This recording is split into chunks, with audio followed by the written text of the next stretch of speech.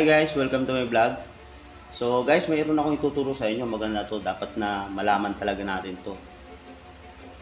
Regarding sa pagbili po ng mga gadget, lalo na yung mga mamahaling gamit kagaya ng iPhone Pro Max 14 cellphone na gaya po nito. Ito po yung yung fake na iPhone Pro 14. So ipapakita ko po sa inyo kung anong pagkakaiba ng original na iPhone Pro 14 Pro Max. So guys, malaki po ang pagkakaiba nila. Gayang-gaya lang po yung kanyang yung background niya. Pero dun sa camera, setting, wifi, dun po mayroon pong pagkakaiba sila. So guys, tara guys, let's go. Ayan guys, nandito na tayo sa iPhone Pro 14. I-open na natin siya. Ayan, para makita nyo. Yan, di ba? Wow! Ang ganda ng cellphone na to guys. Kung mapapansin nyo, napakaganda po talaga. Maging sa likod. Ayan, so, ayan yung likod niya. Ayan. Ang ganda guys, di ba?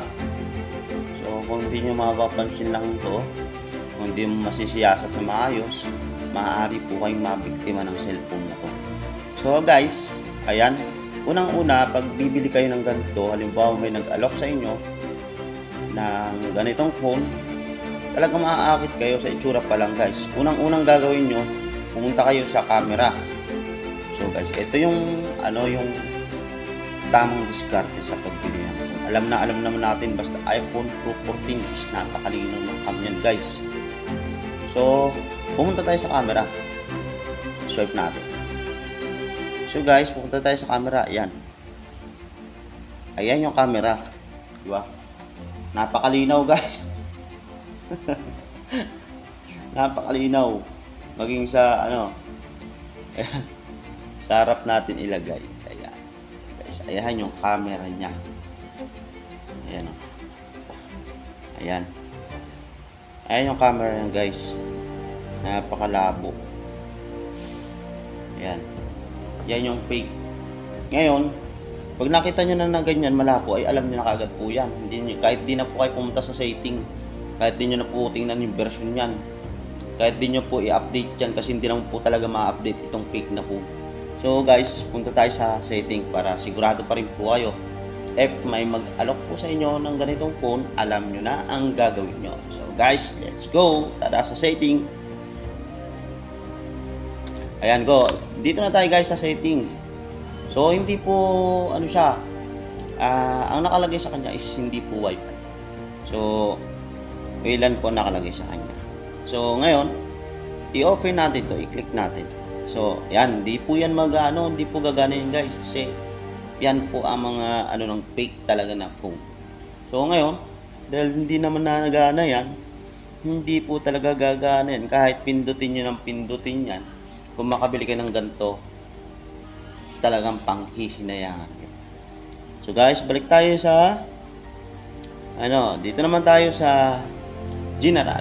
Yan, ang pinaka-importante po dyan sa lahat, alam nyo naman po ang version ng phone ng mga iPhone Pro 14 Pro Max. So ngayon, punta tayo sa about. So mapapansin nyo guys, 16.1 lang ang nakalagay sa kanya. 16.1, pero na-update na po yan guys. Na-update na po yan. Ang ganda pa ng nakalagay, model name iPhone Pro 14, iPhone 14 Pro Max. Wow, it's amazing. Tapos yung serial number niya guys, talagang kung i-check nyo po yan, oo, legit po yung serial number niya, model number niya, nandyan po yan sa nandyan po yan sa iPhone po talaga.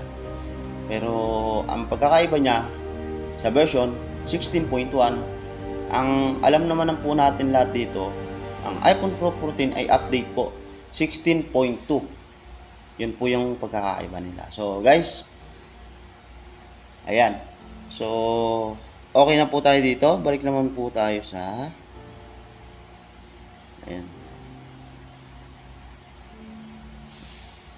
Balik tayo sa sa home.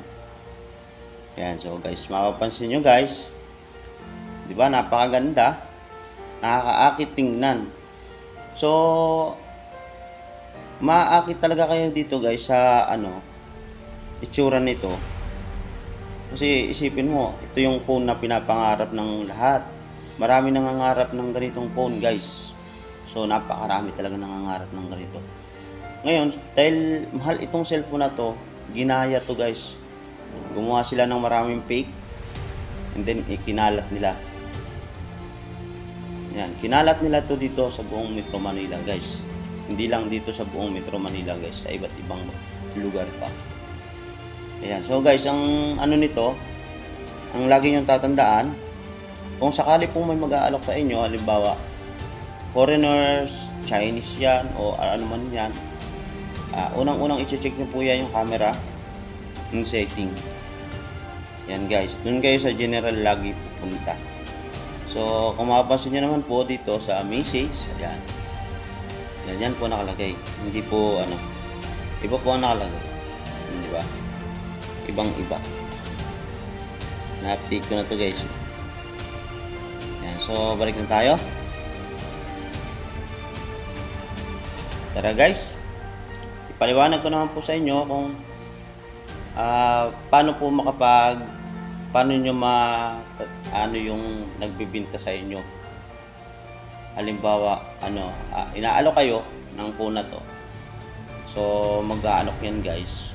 Nagbibigay ng offer yan guys. Tara guys, let's go.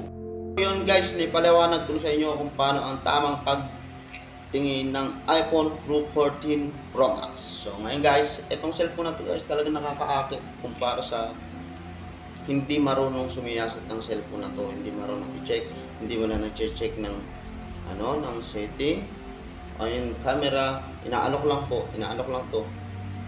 Ngayon, napakatatalino po naman nag-aalok na yan. Mga po yan, guys, Chinese po yung nag-aalok nito, mga foreigner po. So ngayon guys, kung maaakit po talaga kayo nito. Maakit po kayo talaga ng phone na to. So ngayon, yung nag-alok sa amin, napansin namin guys, bigla na lang siyang umalis kasi chinecheck na namin yung setting, camera. Kaya napuking namin siya, bakit bigla siyang umalis tapos nawala. So ngayon guys, alam na natin na fake to. Kaya siniyasat namin mabuti yung phone na to. Ngayon, naiwan niya to. Kaya nagkaroon ako ng idea na ipakita sa inyo kung anong pagkakaiba ng iPhone Pro 14 original and ang fake. Yan, magaan po ito guys, magaan. Kahit iampas mo to dito, yan guys, hindi po kayo, kahit iampas-ampas mo to guys, hindi kayo magsisisig, iampas. Kung maaari nga lang guys, to sa ulo nung nagbinta, iampas nyo na to. So guys, yan guys, hanggang dito na lang po tayo. Kung bago pa lang kayo sa aking channel, pindot na lang yung button, like, share, and subscribe. Dito na lang po tayo. Maraming salamat and God bless.